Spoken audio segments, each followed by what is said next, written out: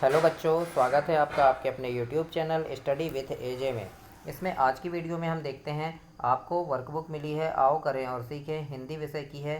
कक्षा छठवीं सातवीं और आठवीं के विद्यार्थियों के लिए जो महत्वपूर्ण है, तो इसके हम अभ्यास देखेंगे। और आज आपका गतिविधि नंबर 13 है। अभ्यास नंबर 186 से आगे के अभ्यास हम इस वीडियो में हल करेंगे। तो आज हम देखते हैं इसमें अभ्यास नंबर 176 से आगे के अभ्यास इस वीडियो में आज हम हल करेंगे।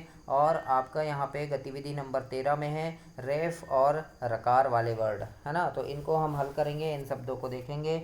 और गतिविधि को आप बहुत अच्छे से पढ़ना। जैसे ये क्रम लिखा है और ये कर्म लिखा है ना, तो देखिए ये क्रम है, तो ये नीचे जो क्रम में जो र लगा है, ये यही है, क्या है, ये रेफ है ना।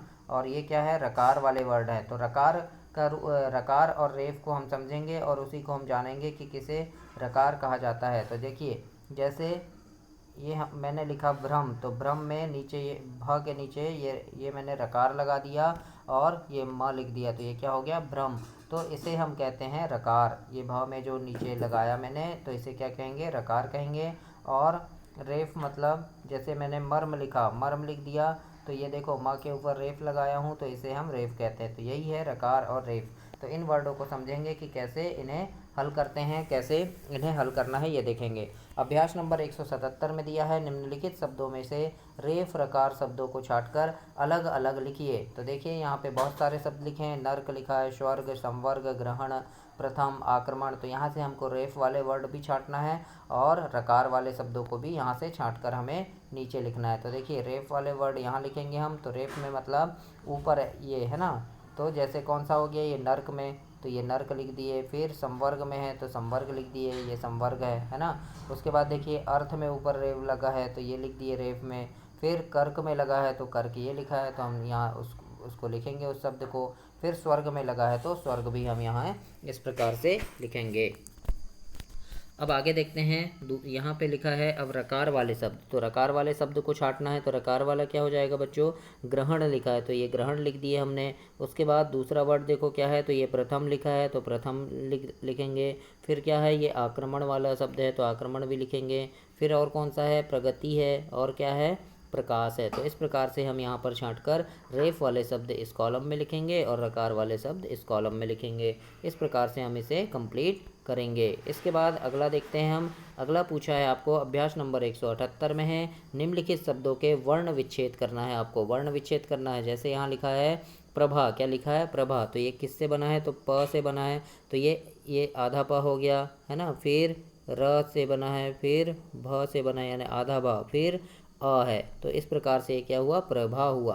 तो ऐसे ही हमको वर्ण विच्छेद करना है। जैसे अर्थ लिखा है, तो ये किससे बनेगा, अ, फिर आधा र, फिर थ, तो ये आधा था, मतलब अर्थ हो जाएगा, ऊपर रेफ लगा हुआ है। फिर देखिए प्रति लिखा है, तो ये किससे बना है, प धन र धन त धन ई, प्रति हो गया। फिर क्रम लिखा है, तो ये किससे बनेगा, क धन र धन म।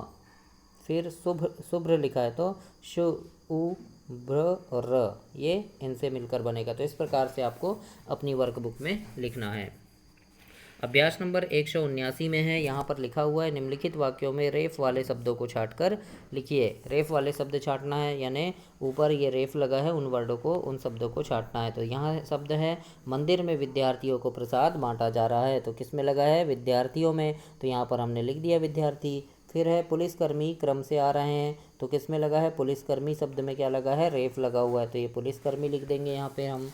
फिर प्रधानमंत्री का निर्णय अटल था, तो निर्णय शब्द में लगा हुआ है रेफ, तो निर्णय लिखेंगे। उसके बाद माँ ने प्रेम को आशीर्वाद दिया, तो आशीर्वाद शब्द रेफ लगा है इसमें, तो हम यहाँ पे लिखेंगे इसे नीचे। सर्दियों में सूरज का प्रकाश अच्छा लगता है, तो किस में लगा है, सर्दियों में, सर्दियों शब्द में रेफ लगा हुआ है, इसलिए इसको लिखेंगे। तो इस प्रकार से यहाँ पर छांट कर आपको लिखना है। इसके बाद आपका अभ्यास 180 है, इसमें लिखा है वर्ण विच्छेद से बने शब्द लिखिए। देखो ये क र और म मिलकर क्या हो गया, कर्म हो गया। फिर यहाँ है क धन आ धन र धन य धन य, तो ये क्या हो गया, कार्य हो जाएगा। फिर है ग धन र धन म, तो ये हो जाएगा गर्म। फिर ध धन र धन म, तो ये हो जाएगा धर्म। फिर ग धन र धन ह, तो ये ग्रह। तो इस प्रकार से आपको अपने वर्कबुक में लिखना है बच्चों। अभ्यास नंबर 180 में देखते हैं, निम्नलिखित वाक्यों में रकार वाले शब्द को छांटना है। तो माता ने प्रकाश को आशीर्वाद दिया, इसके पहले हमने रेफ वाले वर्ड छांटे थे, रेफ वाले शब्दों को अलग किए थे। अब रकार वाले शब्द अलग करेंगे। तो देखिए ये क्या है, ये रेफ वाला शब्द है और ये रकार। देखो प में रकार लगा है और आशीर्वाद व में रेफ लगा है ऊपर, है ना। तो आप तो समझ गए हैं, मैंने अभी आपको बताया। तो यहाँ पर आपको रकार वाले शब्दों को छांटना है। तो प्रकाश में क्या है, रकार लगा है, देखो ये प में है ना, ये इस प्रकार से। तो ये इन शब्दों को छांटना है। तो यहाँ प्रकाश अलग हो जाएगा। फिर है, छात्र के प्रणाम करने पर शिक्षक ने आशीर्वाद दिया। तो प्रणाम में रकार लगा है, तो रकार वाले शब्दों को लिखना है। सूर्य का प्रकाश लाभकारी होता है, तो प्रकाश शब्द में रकार लगा है। फिर राम सभी विद्यार्थियों में प्रथम आया, तो प्रथम शब्द में रकार लगा है। और पुष्प और प्रसून फूल के पर्यायवाची हैं, तो प्रसून शब्द में रकार लगा है। तो इस प्रकार से इन शब्दों को छांटकर आपको अपनी वर्कबुक में लिखना है। तो ये आपका अभ्यास 181 तक कंप्लीट हुआ। आगे की वीडियो में आगे के अभ्यास देखेंगे। चैनल को सब्सक्राइब करना, वीडियो को लाइक करना और अपने दोस्तों तक भी इसे शेयर करना। धन्यवाद।